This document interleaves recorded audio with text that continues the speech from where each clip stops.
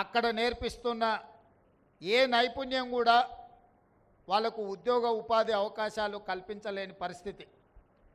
సమాజం అధునాతనమైన టెక్నాలజీ వైపు వేగంగా పరిగెడుతుంటే ఇంకా 40-50 సంవత్సరాల క్రితం మొదలుపెట్టిన విధానాలనే మనము విద్య రూపంలో, సాంకేతిక నైపుణ్య రూపంలో వాళ్ళకి నేర్పిస్తే వాళ్ళు అది నేర్చుకొని సర్టిఫికెట్ తీసుకొని ప్రపంచంతో పోటీ పడడానికి వస్తే వాళ్ళు నేర్చుకున్న నైపుణ్యం అంతా అసలు ఏమాత్రం ఈ కాలానికి సరిపోకుండా అవుట్ ఆఫ్ సిలబస్ అయిపోయి, అవుట్ ఆఫ్ ఫోకస్ అయిపోయే పరిస్థితి ఉంది. అందుకే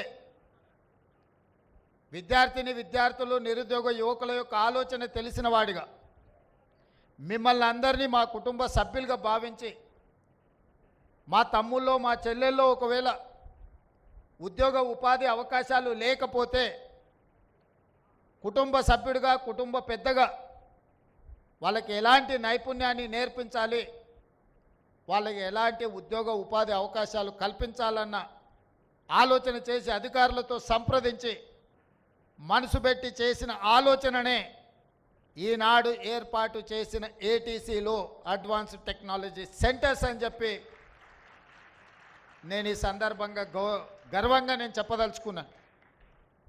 ఎందుకు అంటే మేమేదో పాలకులం అన్నట్టుగా, మేము పాలకులం మీరు బానిసలు అన్న ఆలోచన మా ప్రభుత్వానికి లేదు. మేము సేవకులము, మమ్మల్ని నియమించింది మీరు, మీ ప్రతినిధులము. మీ యొక్క ఆకాంక్షల్ని నెరవేర్చడం, మీ ఆలోచనల్ని అమలు చేయడమే ఈ ప్రభుత్వం యొక్క విధానం.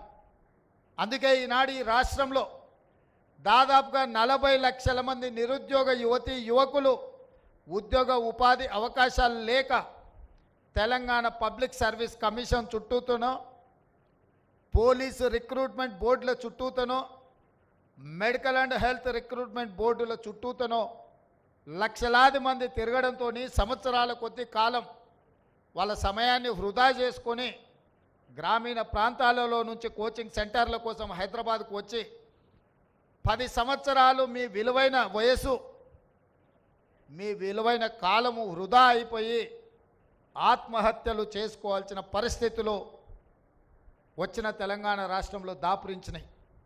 అందుకే వాటన్నిటిని పరిగణలోకి తీసుకొని వాటిని అధిగమించి సర్టిఫికెట్ ఉంటే సరిపోదు, సాంకేతిక నైపుణ్యం ఉండాలి, సాంకేతిక నైపుణ్యమే మీకు ఉద్యోగ అవకాశాలు కల్పిస్తుంది అని చెప్పి నేను బలంగా నమ్ముతున్నా.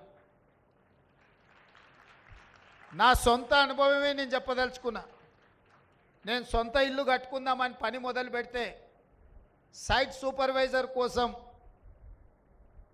నేను కావాలి అని కొంతమంది తెలిసిన వాళ్ళకి చెప్తే engineering graduates, civil engineering graduates or engineering graduates వచ్చి 15,000కు పని చేస్తాము, మాకు అవకాశం ఇవ్వమని అడిగినారు. కానీ మేస్త్రిగా అనుభవం ఉండి నిర్మాణ రంగంలో కొంచెం నైపుణ్యం ఉన్న వాళ్ళని అడిగితే 60,000 రూపాయలు అడిగినారు. నాకు అర్థం కాలే, చదువుకునే ఇంజనీరింగ్ గ్రాడ్యుయేట్ 15,000కు వచ్చేదేంది, పని తెలిసినోడు 60,000 అడిగేది ఏంది అని. అంటే సర్టిఫికెటు మీ జీవన ప్రమాణాలు పెంచవు, మీ ఉద్యోగ ఉపాధి అవకాశాలు పెరగవు. మీరు సాంకేతికంగా అభివృద్ధి చెందిన ప్రపంచంతో పోటీ పడాలి అనంటే సర్టిఫికెట్ ఉండాలి, మీకు సాంకేతిక నైపుణ్యము ఉండాలి. అప్పుడే మీరు రాణించగలుగుతారు, అప్పుడే మీకు అవకాశాలు वस्ताई। हमारे एमएलए साहब एमएलसी साहब से मैं एक ही बात कहना चाहता हूँ, बहुत सारे लोग अपने भाई बहनों मिडिल ईस्ट कंट्रीज को जा रहे नौकरी के लिए, ढूंढते उधर जा रहे, यहाँ पर कुछ सीख रहे नहीं। कोई किसी ने कहा तो अरे अच्छा नौकरी मिलेगा, चलो मैं दिलाता हूँ, ले जा रहे वहाँ छोड़ दे रहे, वहाँ पर कुछ नौकरी मिल रहा है नहीं, वहाँ पर उनको फिर वापस आके घर में शक्ल दिखाने के लिए भी मुश्किल हो जाके वहीं पर गुजार रहे, नहीं तो वहीं पर खुदकुशी कर ले रहे। इसीलिए आज मल्लेपल्ली में जो शुरुआत किए, यहाँ से अपने भाई बहनों जो भी मिडिल ईस्ट कंट्री में नौकरियों के लिए ढूंढ रहे, तड़प रहे, उन लोगों को यहाँ पर तजुर्बा देंगे, यहाँ पर जो जो सिखाना है सिखाएंगे। इस देश से मिडिल ईस्ट कंट्री को कोई भी जाएगा सरकार जिम्मेदारी उठाएंगे, उनके नौकरी के लिए भरोसा देंगे। उनको वहां पर कुछ भी तकलीफ आए तो तेलंगाना सरकार उनके तरफ से वकालत लेके उनके तरफ से हम लड़ेंगे, क्योंकि आज के तारीख में खासकर मुस्लिम माइनॉरिटी भाई बहनों बहुत सारे मिडिल ईस्ट कंट्री जा रहे, मगर वहां पर जाने के बाद उन लोगों को कुछ समझ में भी नहीं आ रहे हम कहाँ है, क्या काम कर रहा है। कंस्ट्रक्शन, खासकर कंस्ट्रक्शन कंपनी, उसमें ये लोग जो सोच रहा है, ये तेलंगाना नहीं पूरा हिंदुस्तान में नौकरियों का जरूरत है, स्किल लेबर का जरूरत है।